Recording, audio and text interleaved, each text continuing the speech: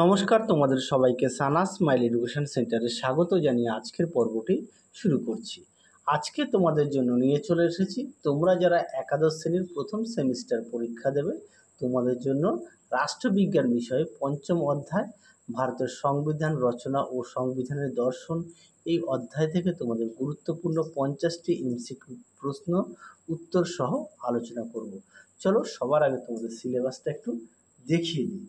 আগের ভিডিওতে তোমাদের আমরা একাদশ শ্রেণীর প্রথম সেমিস্টারের ইতিহাস, ভূগোল, বাংলা, শিক্ষাবিজ্ঞান, পুষ্টিবিজ্ঞান সমস্ত বিষয় সমাধান করে দেখিয়ে দিয়েছি।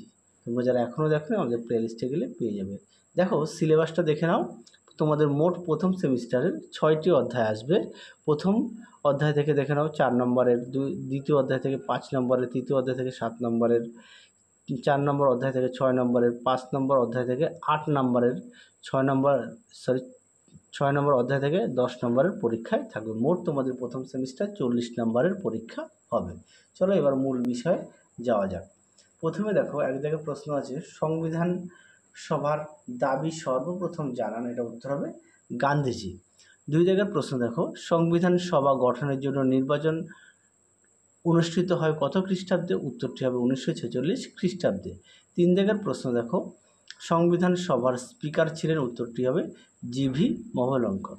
যে কটা প্রশ্ন দেওয়া আছে প্রতিটা প্রশ্নে গুরুত্বপূর্ণ, তোমরা অবশ্যই বাড়িতে ভালো করে পড়বে। পরবর্তী প্রশ্ন দেখো 4 দাগের, গণপরিষদের স্থায়ী সভাপতি ছিলেন, উত্তরটি হবে ডক্টর রাজেন্দ্র প্রসাদ।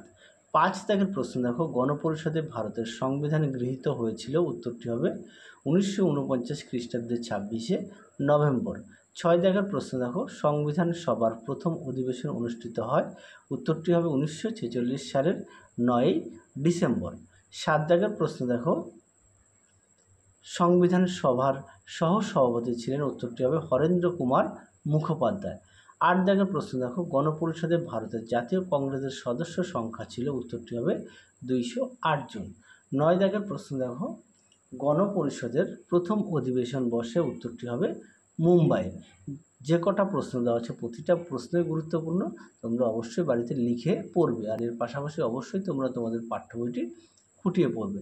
10 দাগের প্রশ্ন দেখো, গণপরিষদে কতজন দেশীয় রাজ্য সমূহের প্রতিনিধি ছিল, উত্তরটি হবে 93 জন। 11 দাগের প্রশ্ন দেখো, 1947 খ্রিস্টাব্দের কত তারিখে গণপরিষদের দ্বিতীয় অধিবেশন শুরু হয়, উত্তরটি হবে 21শে জানুয়ারি। পরবর্তী প্রশ্ন দেখো 12 দাগের, ভারত ভাগের পর সংবিধান সভার সদস্য সংখ্যা হয়, উত্তরটি হবে 299 জন। তোমরা এর পাশাপাশি অবশ্যই তোমরা তোমাদের পাঠ্য বইটি খুঁটিয়ে পড়বে। পরবর্তী প্রশ্ন দেখো 13 দাগের প্রশ্ন দেখে নাও, ভারতের সংবিধান গণপরিষদ কর্তৃক কবে গৃহীত হয়, উত্তরটি হবে 1950 খ্রিস্টাব্দের 26শে জানুয়ারি। 14 দাগের প্রশ্ন দেখো, সংবিধান রচনার সময় 21 জন সদস্যের মধ্যে কতজন আইনবিদ ছিলেন, উত্তরটি হবে 11 জন। পরবর্তী দেখো 15 দাগের, গণপরিষদের সর্বশেষ অধিবেশন কবে বসে, উত্তরটি হবে 1950 খ্রিস্টাব্দের 24শে জানুয়ারি। পরবর্তী প্রশ্ন দেখো 16 দাগের, গণপরিষদের সাধারণের জন্য কটি আসন ছিল, উত্তরটি হবে 292টি। 17 দাগে দেখো, গণপরিষদ গঠনের জন্য কত শতাংশ মানুষের ভোটাধিকার ছিল, উত্তরটি হবে 14%। পরবর্তী প্রশ্ন দেখো 18 দাগের, ভারতীয় সংবিধানের রূপকার হলেন, উত্তরটি হবে ডক্টর বি.আর. আম্বেদকর। পরবর্তী প্রশ্ন দেখো 19 দাগের, ভারতের গণপরিষদের সংবিধানের খসড়া কমিটির সভাপতি ছিলেন, উত্তরটি হবে ডক্টর বি.আর. আম্বেদকর। পরবর্তী দেখো 20 দাগের, ভারতের গণপরিষদের সভাপতি ছিলেন, উত্তরটি হবে ডক্টর রাজেন্দ্র প্রসাদ। 21 দাগের প্রশ্ন দেখো, ভারতের প্রথম প্রধানমন্ত্রী কে ছিলেন, উত্তরটি হবে জওহরলাল নেহেরু। প্রতিটা প্রশ্ন গুরুত্বপূর্ণ, তোমরা অবশ্যই বাড়িতে লিখে নিয়ে পড়বে। এবার দেখো 22 দাগের, 1947 সালের কবে গণপরিষদের দ্বিতীয় অধিবেশন শুরু হয়, উত্তরটি হবে 21শে জানুয়ারি। পরবর্তী দেখো 23 দাগের, গণপরিষদের সহসভাপতি কে নির্বাচিত হন, উত্তরটি হবে হরেন্দ্র কুমার মুখোপাধ্যায়।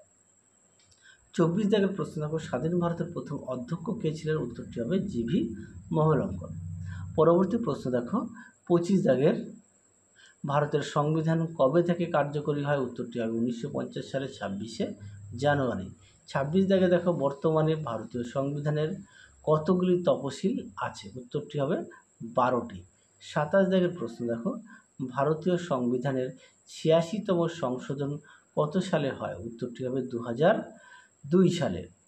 পরবর্তী প্রশ্ন দেখো, 28 দাগের, রাজতান্ত্রিক সংবিধানের যাবতীয় ক্ষমতা ড্যাশ হাতে থাকে, এটা শূন্যস্থান পূরণ, উত্তরটি হবে রাজতন্ত্রের। পরবর্তী শূন্যস্থান দেখো 29 দাগের, গণপরিষদে মুসলমানদের জন্য ড্যাশ আসন ছিল, উত্তরটি হবে 78টি।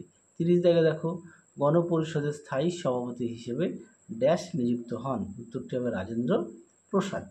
পরবর্তী দেখো 31 দাগের, নেপাল তার সব থেকে নতুন সংবিধান কার্যকরী করে ড্যাশ থেকে, উত্তরটি হবে 2015 সাল থেকে।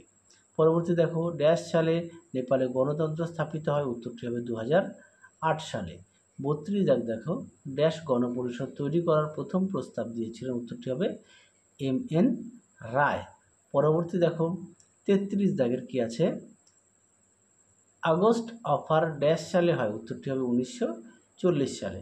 পরবর্তী দেখো 34 দাগের, নেহেরু গণপরিষদের ড্যাশ প্রবর্তন করেন, উত্তরটি হবে অবজেক্টিভ রেজুলেশন। 35 দাগ দেখো, ড্যাশ প্রতিনিধিত্ব গণতন্ত্রের পক্ষে ছিলেন, উত্তরটি হবে নেহেরু ও আম্বেদকর। পরবর্তী প্রশ্ন দেখো 36 দাগের,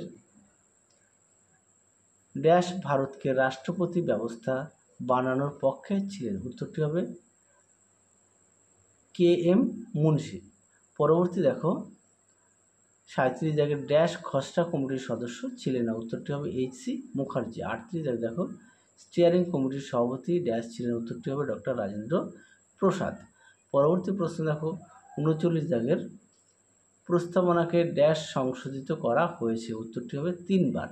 40 দাগ দেখো, ভারতীয় প্রস্তাবনাকে ড্যাশ সংবিধানের আত্মা বলেছেন, উত্তরটি হবে পণ্ডিত ঠাকুরদাস ভার্গব। 41 দাগ দেখো, ভারতের প্রথম আইনমন্ত্রী ড্যাশ ছিলেন, উত্তরটি হবে BR আম্বেদকর। পরবর্তী প্রশ্ন দেখো 42 দাগের, যে কটা প্রশ্ন দেওয়া আছে প্রতিটা প্রশ্নের গুরুত্বপূর্ণ, তোমরা অবশ্যই ভালো করে পড়বে। এবারে দেখো, তোমাদের আগের ভিডিওতে আমরা পরিবেশ, দর্শন, পুষ্টিবিজ্ঞান,